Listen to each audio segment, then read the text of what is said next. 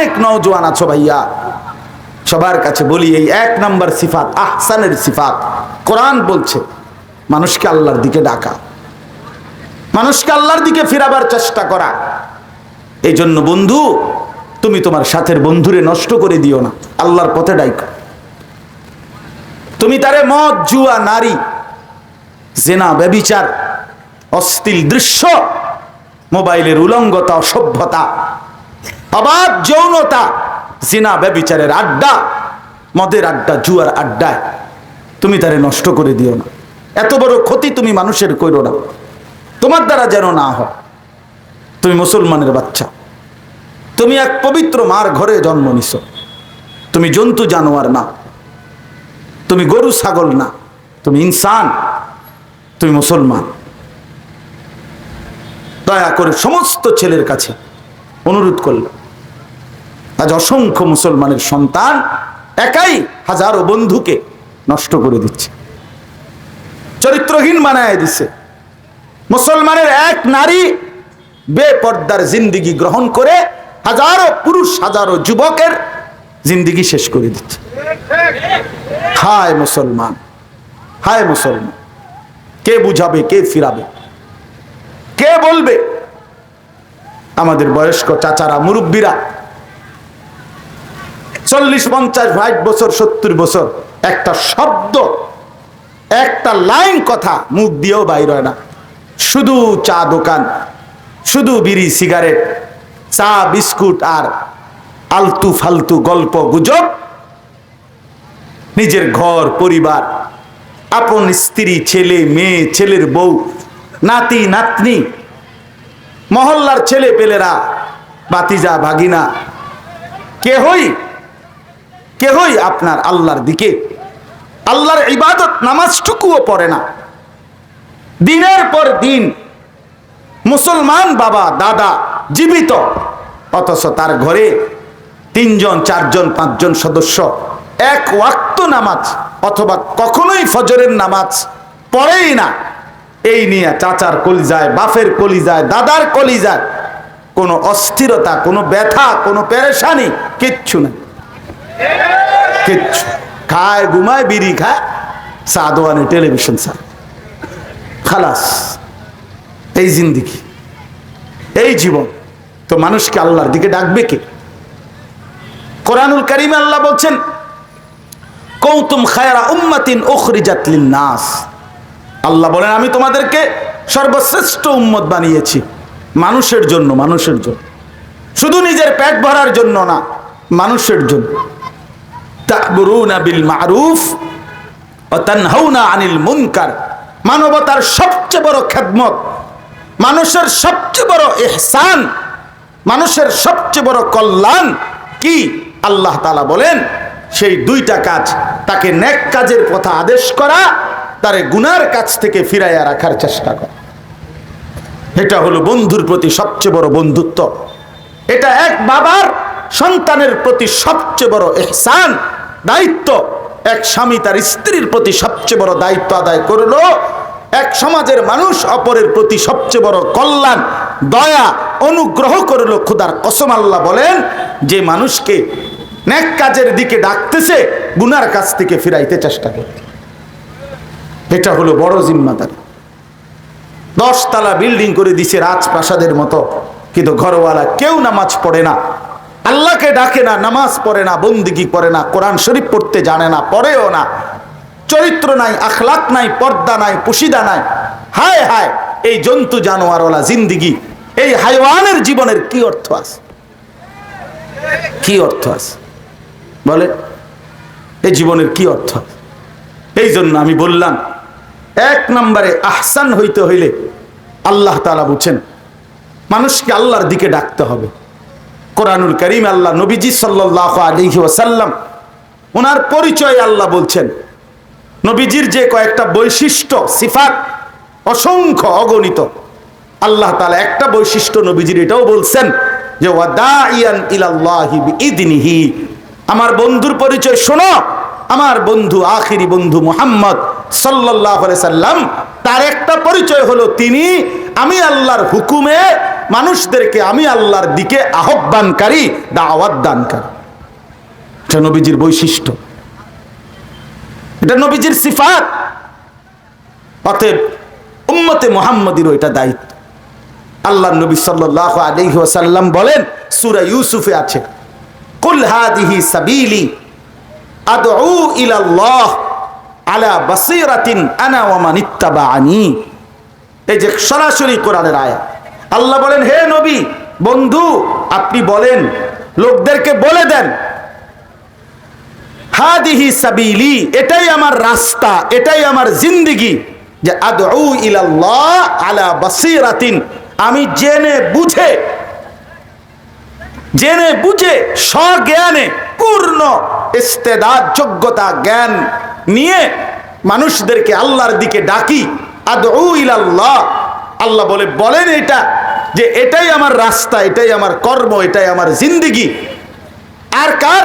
আনা ওয়া মান ইত্তাবাআনি, এটাই বলেন যে আমি মুহাম্মদেরও জিম্মাদারি এটা, যুগে যুগে ওয়া মান ইত্তাবাআনি, আমি মুহাম্মদকে অনুসরণ করবে আমার যেই উম্মতেরা, খোদার কসম আল্লাহ বলতে যে তাদেরও জিম্মাদারি এটা। একেবারে পরিষ্কার আয়াত, পরিষ্কার আয়াত। হ্যাঁ, হায় মুসলমান, অনেক মুসলমান এই যে মসজিদে ঘুরে ঘুরে তাবলীগের কাজ করে, দাওয়াতের কাজ করে, আল্লাহর ঘরে ঘুরে ঘুরে মানুষকে ডাকে, নিজের টাকায়, নিজের জান, নিজের মাল, নিজের সময় দিয়া।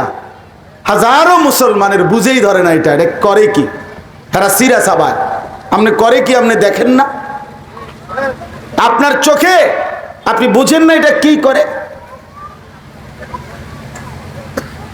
এটা তো দেখাই যায় কি করতেছে তারা। হে তো মসজিদের দরজা আটকাইয়া বইয়া থাকে না, হে তো ঘোষণা দেয়, মাগরিবের পরে ঘোষণা দেয় যে ভাই ইনশাআল্লাহ নামাজ বাদ, ঈমান আমলের বয়ান হবে, সব ভাই বসলে অনেক ফায়দা হবে। তো হে কি আপনার কি করে? এটা তো হে কইলই। কথা বলেন না কেন? সে বললো না এখানে ডাইরেক্ট, তো বলতেই আছে যে কি করে। হে তো ফজরের বাদ বয়ান করে, কি মাড়ির তলেনি করে, এটা আপনি শোনেন না কি কয়? আসরের পরে জামাত গাছতে যাবে, মসজিদে ইমানে কিনের কথা হবে, মানে মানুষকে আল্লাহর দিকে ডাকবে, হাইটা হাইটা, ঘুরে ঘুরে, দোকানে দোকানে, রাস্তায় রাস্তায়, গলিতে গলিতে, বাড়িতে বাড়িতে, মহল্লায়। তো এ করেটা কি? আপনি এটা দেখেন তো? এটা এই জন্য কোন সুস্থ বিবেকবান, খোদার কসম, কোন সুস্থ মানুষ, কোন বিবেকবান মুসলমান যাকে আল্লাহ বিবেক দিছে, সে দাওয়াত ও তাবলীগের বিরোধিতা করতে পারে না। যার বিবেক দিছে, খোদা যারে বিবেক দিছে, অসম্ভব, এটা বিরোধিতা করা যায় না। ওলামায়ে কেরামের তত্ত্বাবধানে আপনাদের সবাইকে বলি আমি, যে কোনো ভাবে আপনি যদি বলেন হুজুর আমার এই তরিকা, এই সিস্টেম পছন্দ হয় না, যে মসজিদে থাকবো, মসজিদে খাইবো, প্রথম কথা হলো এটা নাজায়েজ না কখনোই, কোনোভাবে। 2 নাম্বার, আপনার এরপরেও বুঝে ধরেন, আমি মাইনে নিলাম, কিন্তু মানুষকে আল্লাহর দিকে ডাকা এটা আমাদের দায়িত্ব কিনা বলেন? তো আপনি যেমনে আপনার ভাল লাগে আপনি এমনি ডাকেন। কথা বলেন না কেন? আপনি যে বইয়া বইয়া বিড়ি খান, তো এটা করেনটা কি? আপনি যেমনে আপনার বুঝে ধরে, যেমনে পারেন, মসজিদে পারেন আর উডানে পারেন, ঘরে থাইকা পারেন আর বাজারে থাইকা পারেন, আপনার জবান আপনি খুলেন। আপনি প্রতিদিন আপনার দায়িত্ব মানুষকে আল্লাহর দিকে ডাকা। কাজ তো করলেন না, যে করে নিজের টাকা পয়সা খরচ করে, নিজের জান মাল কোরবানি করে, তারে আপনি বিদ্রুপ করেন। এর চাইতে বড় জুলুম আর কি হইতে পারে? এর চাইতে বড় বেইনসাফি আর কি হইতে পারে? অথচ আল্লাহ তাআলা আহসানের প্রথম গুণ বলল যে মান দাআ ইলাল্লাহ, যে মানুষকে আল্লাহর দিকে ডাকে, দাওয়াত দেয়, আল্লাহ ডাইরেক্ট বললেন সেই হলো আহসান। আর আপনি বললেন 9-6 কথা। এই জন্য দয়া করে আপনাদের কাছে অনুরোধ করছি, এটাও দাওয়াত। ওয়াজ, এই যে আল্লাহর কথা এখন বলতে, হ্যাঁ নিঃসন্দেহে দাওয়াত। কলমের মাধ্যমে লিখতেছে, এটাও দাওয়াত। মাদ্রাসায় খেদমত করতেছে, এটাও দাওয়াত। মানুষকে দিন বুঝাইতেছে, যে কোনো ভাবে শরীয়ত সম্মত পন্থায়, কোরআন সুন্নাহ সমর্থিত পন্থায় আপনি দিবানিশি মানুষকে আল্লাহর দিকে ডাকেন।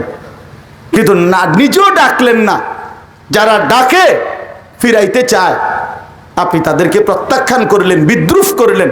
এটা ইনসাফ না, ইনসাফ না।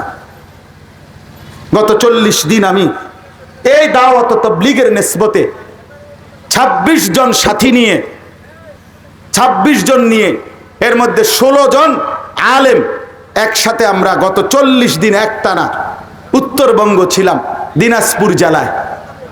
গতকালকে রাত্রে আমি ফিরে আসছি জামাত থেকে। আমি গত 40 দিন, গতকালকে বয়ান করছি, এর আগে 40 দিন টানা কোনো মাহফিলে বয়ান করি নাই।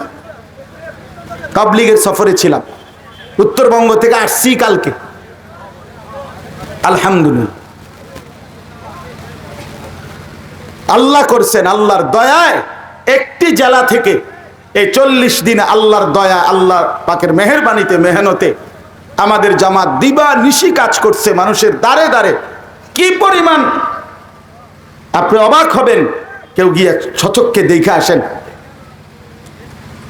ইমান ইসলামের কি হালাত, মুসলমানদের হালাত কি, কি দুর্বল, চতুর্মুখী। সারা পৃথিবীতে আমার মনে হয় ইসলাম বিরোধী যত চক্রান্ত বাংলাদেশে চলে, সমস্ত চক্রান্তের মেন ক্ষেত্র, একটা জায়গা এই উত্তরবঙ্গ। আজি একটু দুর্বলতার সুযোগ নিয়া, একটু অভাবের সুযোগ নিয়া মুসলমানকে বেঈমান বানাচ্ছে প্রতিনিয়ত। নাউজুবিল্লাহ। কষ্ট করতেছে এই অভাবী মানুষগুলো, দুর্বল মানুষ অনেকে হিম্মতের সাথে, ইমানের সাথে টিকে আছে, কিন্তু দিন দিন ছুটে যাচ্ছে মুসলমান অল্প অল্প করে। আলহামদুলিল্লাহ, আমরা 40 দিন একটানা দিন রাত জামাত মেহনত করছে। জুবায়ের করে দেখতে গেছে। আমরা কাকরাইল আসছি যখন 950 মতো সাথী, 63 জামাত মোট এক চিল্লার সফরে আসছে। আমার পুরা কাকরাইল স্লোগান দিছে খুশিতে। প্রায় 950 মানুষ একটি জেলার থেকে আল্লাহর রাস্তায় বের হয়েছে, 63 জামাত। আলহামদুলিল্লাহ, আল্লাহই করেছে। তো এই জন্য বললাম, মানুষকে আল্লাহর দিকে ডাকা এটা আহসান, মানুষকে আল্লাহর দিকে দাওয়াত দেওয়া এটা কি আহসান। আহসান যতভাবে শরীয়তের সম্মত আল্লাহর দিকে ডাকার সুরত থাকে সেটা কাজে লাগানো উচিত। এই ওয়াজ, হ্যাঁ বলেন, আপনি বলেন, বলে আমি ওয়াজ করতে পারি না, তো আপনি এমনি বলেন। আপনি একজন মানুষেরও ভাই নামাজ পড়েন এই কথাটা বলতে পারতেন না, তো এটাই তো দাওয়াত, এটাও তো দাওয়াত। ওয়ালাউ আয়া, নবী সাল্লাল্লাহু আলাইহি সাল্লাম বলছেন একটি আয়াত হোক, একটা কথা হোক, ভাই আল্লাহকে ডাকো, আল্লাহর নাফরমানি করো না, এই কথাটাই বলে। কই বলে দো না। বাপের চোখের সামনে ছেলেটা এক ওয়াক্ত নামাজ পড়ে না, এতে বেটা মাতেও না, হেইতে শুধু বাজারে করে আর দোকানদারি করে, তার দোকানদারি শেষ হয় না, দোকানদারি শেষ হয়। চা দোকানদার তে বেটার চায় বেচা শেষ হয় না, তার খোদার আশ্চর্য আল্লাহ তাআলার কি ফয়সালা যে সে ফজর, জোহর, আসর, মাগরিব, এশা এক ওয়াক্ত নামাজও পড়ে না। আরে কি মুসলমান তুই, এটা বেটা তুই কি মুসলমান রে বাপ? হায় রে যুবক, একটা ওয়াক্ত নামাজ পড়তে মন চায় না, তুই কি মুসলমান তুই? আরে বেশরম তুই নিজেরে মুসলমান বলস কেন? নামাজই পড়তে মন চায় না, আল্লাহকে সেজদা দিতে মন চায় না, একদিনও ফজরের নামাজ পড়তে মন চায় না। আরে অপদার্থ, তুই তোরে মুসলমান বলিস কেন? বেকুফ, এই বেহায়া, তুই মুসলমান বলস কেন নিজেরে? বেশরম, বেহায়া, মুসলমান পরিচয় দেস কেন? তুই কিসের মুসলমান? একবারও পেশাব করে পানি নাও না, ঢিলা কুলুক ব্যবহার করো না, টয়লেট পেপার ব্যবহার করো না, পেশাবের দুর্গন্ধ নিয়া জন্তু জানোয়ারের মতো, হাইওয়ানের মতো মুটটা ফানি লস্তা বেটা। তুই কি অপদার্থ, এটা কিটা? এটা মানুষ না পায়জামা না, এটা কিটা? না প্লাস্টিক, এটা কিটা? এটা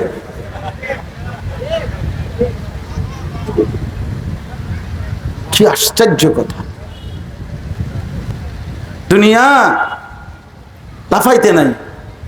আল্লাহ তাআলা বলে, কেউ যদি আমার নাফরমানি লাগাতার করে, আমি হয়তো কখনো কখনো দুনিয়া তারে খুব দিয়ে দেই, আর তখন সে অহংকারে মত্ত হয়ে যায়, হঠাৎ করে 2:30-3টার দিকে দৌড়ে লাই,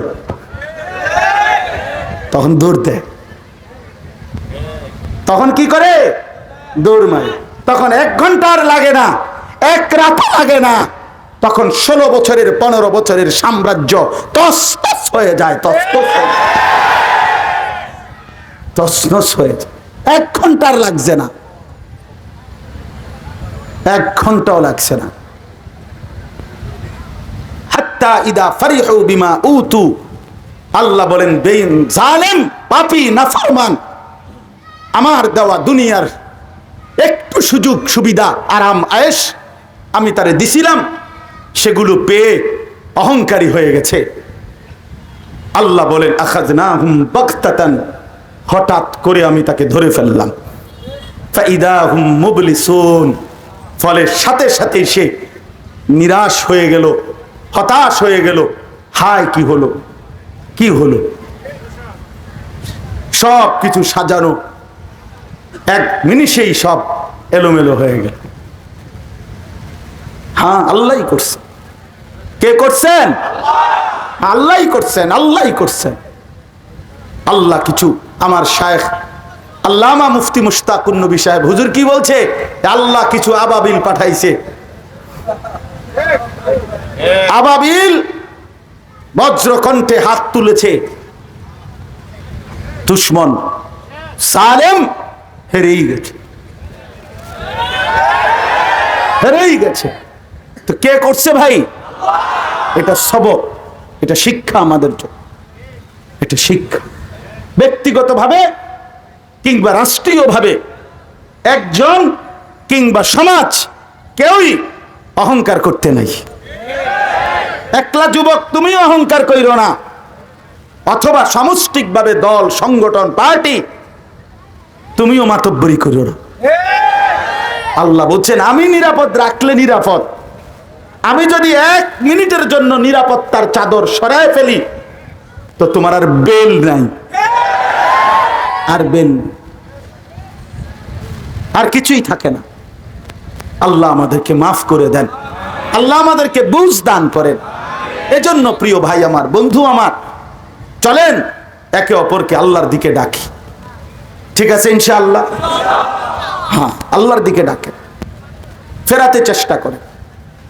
আল্লাহ তাআলা বলছে আমি আযাব দেই, আমি গজব দেই, আমি বন্যা দেই, আমি ঝড় দেই, জলোচ্ছ্বাস দেই, আমি রোগ দেই, অসুস্থতা দেই, সব কিছুর বিনিময়ে আল্লাহ বলেন আমার ইচ্ছা লাআল্লাহুম ইয়ারজিউন, আমার বান্দা যেন এই আযাব গজব মুসিবত দেখে, দুনিয়ায় একটু বিপদ পেরেশানি দেখে আমার বান্দা যেন আমার দিকে ফিরে চলে আসে। আমার কাছে চলে আসলে আমি আবার মাফ করে দেই, আর আখিরাতে জান্নাত দিয়ে দেই। এই জন্য আমরা প্রত্যেকে ইনশাআল্লাহ মানুষকে, এই জবানের বরকত হবে তখনই, এই কথা বলার সার্থকতা তখন, এই কথার যোগ্যতা পাওয়ার সার্থকতা তখন, যখন আমি আপনি মানুষকে আল্লাহর দিকে ডাকবো তো ইনশাআল্লাহ। সবাই ফিকির করবো তো ইনশাআল্লাহ। যুবক ভাইদের কাছে অনুরোধ করছি, আল্লাহর জন্য সময় দাও, আল্লাহর জন্য নিজ নিজ অঞ্চলের উলামায়ে কেরামের সাথে পরামর্শ করে যেটুকু সময় মিলে, কখনো 3 দিন, কখনো 10 দিন, কখনো 5 দিন, কখনো 40 দিন, কখনো 120 দিন আল্লাহর রাস্তায় সময় দাও। দেখবা ইনশাআল্লাহ চেহারা বদলাবে, আখলাক বদলাবে, জিন্দগি বদলাবে। যে তোমারে বলছিল বদনাম, তুমি তখন তারে বলতে পারবা যে এই দাওয়াতের বরকতে, তাবলীগের বরকতে আমার জিন্দগির এই পরিবর্তন হয়ে গেছে। আল্লাহ আমাদেরকে তৌফিক দান করেন। 2 নাম্বার কথা, বাকি 2টা সংক্ষেপে বলি। 2 নাম্বার হলো আমিলা সালিহান। আল্লাহ তাআলা বলেন সেই আহসান যে সমস্ত আমল করে বিশুদ্ধভাবে। কিভাবে? কিভাবে? কিভাবে? বিশুদ্ধভাবে। আমিলা সালিহান, যে আমল করে বিশুদ্ধ। বিশুদ্ধ আমল মানে নেক আমল। যেটা বিশুদ্ধ আমল সেটাই নেক আমল, যেটা নেক আমল ওইটা বিশুদ্ধ আমল। অর্থাৎ আমল যদি বিশুদ্ধ না হয় সেটা নেক আমল হয় না, আর নেক আমল না হলে আখিরাতের প্রতিদান মিলবে না। নামাজে পড়ছেন কিন্তু সহি হয় নাই, বিশুদ্ধ হয় নাই, তাহলে সেই নামাজ আপনার আখিরাতের সুফলতা আনবে না। কোরআনুল কারীমে পড়ছেন আপনি কিন্তু সেটা অশুদ্ধ, ভুল। আল্লাহর নবী বলছে রুব্বা কারিইন লিল কোরআন ওয়াল কোরআনু ইয়ালআনহু। বহু লোক কোরআন পড়ে কিন্তু কোরআন তার জন্য লানত করে, অভিশাপ দেয়। তোর উরফে খোদার গজব পড়ে, তোর উরফে আল্লাহর গজব। তুই এটা কি পড়লি? আমি কোরআন তো এভাবে নাজিল হই নাই, তুই এমনি কাকে, তুই এমনি পড়লি কেন? এই অশুদ্ধ কোরআন পড়লি কেন? কোরআন অভিশাপ। হ্যাঁ, আল্লাহ তাআলা কোরআনুল কারীমের মধ্যে বলছে কারা মুনাফিক জানো? আল্লাহ বলে শোনো, ইযা কামু ইলাস সালাতি কামু কুসালা। যারা নামাজ আদায় করে অবহেলার সাথে, নামাজ পড়ে না এটা না, পড়ে তবে গাফলতির সাথে, পড়ে পড়ে নামাজে যখন দাঁড়ায় তো অবহেলার সাথে, অলসতার সাথে। আল্লাহ কোরআনে বলছে এরা মুনাফিক। আর যে নামাজ পড়ে না তে কিতা, তে প্লাস্টিক। এটা তো নাই, তোরে তো বেটা গণাতে ধরে না কেউ। ইসলাম আল্লাহর কোরআন তোরে কোনো গণাতে ধরে না। হ্যাঁ হ্যাঁ, বেনামাজিরে কোনো একেবারে কোনো আইটেমের মধ্যে নেই, জানেননি? আমি তো পড়ে দেখছি কোরআন শরীফের মধ্যে বেনামাজিরে কোনো মানুষের কাতারেই ধরে না। আল্লাহ বলছে এটা কোনো মানুষে না, এটা যে মনের ইচ্ছা মতো চলে, আমাকে সেজদা করে না। আল্লাহ বলেন সরাসরি কোরআনের আয়াত, আল্লাহ বলেন এটা কাল আনআম, এটা চতুষ্পদ জন্তু, হাইওয়ান, জানোয়ার। তো তোমারে তো মানুষের কোনো কাতারে পালায় নেবে না। আমি তো বালা প্লাস্টিক কইছিলাম, হিসেবে তো তুমি প্লাস্টিকের পয়েন্ট দেয়। ও আমিলা সালিহান। এখন হলো বিশুদ্ধ আমল কি? বিশুদ্ধ আমল মানে হলো আমল বিশুদ্ধ হবে কখন? খোদার কসম, একটাই পদ্ধতিতে আমল বিশুদ্ধ হয়। কয় পদ্ধতিতে? আবার বলেন কয় পদ্ধতিতে? যদি প্রত্যেকটি আমল, ওযু, গোসল, নামাজ, রোজা, হজ, যাকাত, জিকির, তেলাওয়াত, তাহাজ্জুদ, আউয়াবিন, ইশরাক, চাষ, যাই হোক, যদি সেই আমলটা হয় রাসূলুল্লাহ সাল্লাল্লাহু আলাইহি ওয়াসাল্লামের তরিকা মোতাবেক, সাফ কথা, যে আমল নবীজি সাল্লাল্লাহু আলাইহি ওয়াসাল্লামের তরিকা অনুযায়ী, সুন্নাত অনুযায়ী হয়, সেটাই বিশুদ্ধ আমল, সেটাই নেক আমল, সেটাই সহি আমল, সেটাই আখিরাতে কল্যাণকর।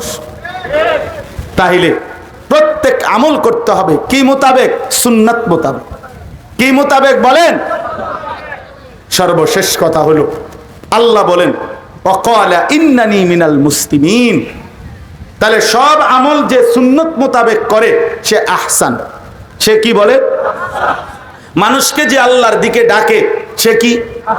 আর 3 নাম্বার হলো ওয়াকালা ইন্নানি মিনাল মুসলিমিন, যে প্রতিনিয়ত সাহসের সাথে, গৌরবের সাথে, খুশি খুশি জবান দিয়া বলে আমি মুসলমানদের একজন। নিজের মুসলমান পরিচয় দিতে নিজের চেহারা, সুরত, লেবাস, পোশাক, দাড়ি, টুপি, কথাবার্তা, চাল চলন, লেনদেনের মধ্যে এভাবে তুলে ধরে যে এরকমটা কেন? কারণ আমি একজন মুসলমান। আমি দাড়ি কাটি না কেন? আমি মুসলমান। আমি কেন টুপি মাথায় দিই? আমি যে মুসলমান। আমি হারাম খাই না কেন? আমি যে মুসলমান। আমি গুনার রাস্তায় যাই না কেন? আমি যে মুসলমান। অতএব আমার কথা শেষ, আমরা প্রত্যেকেই চেষ্টা করব আল্লাহর দিকে মানুষকে ডাকতে, নেক আমল করতে, নিজেকে মুসলমানের পরিচয় দিয়ে ধরে রাখতে। আল্লাহ আমাদেরকে তৌফিক দান করেন। আজকের এই সম্মেলন আল্লাহ তাআলা কবুল করেন, যুবকদের এলাকাবাসীর আয়োজনে আল্লাহ তাআলা বরকত দান করেন। আমিন। সুবহানাল্লাহি ওয়া বিহামদিহি সুবহানাল্লাহ।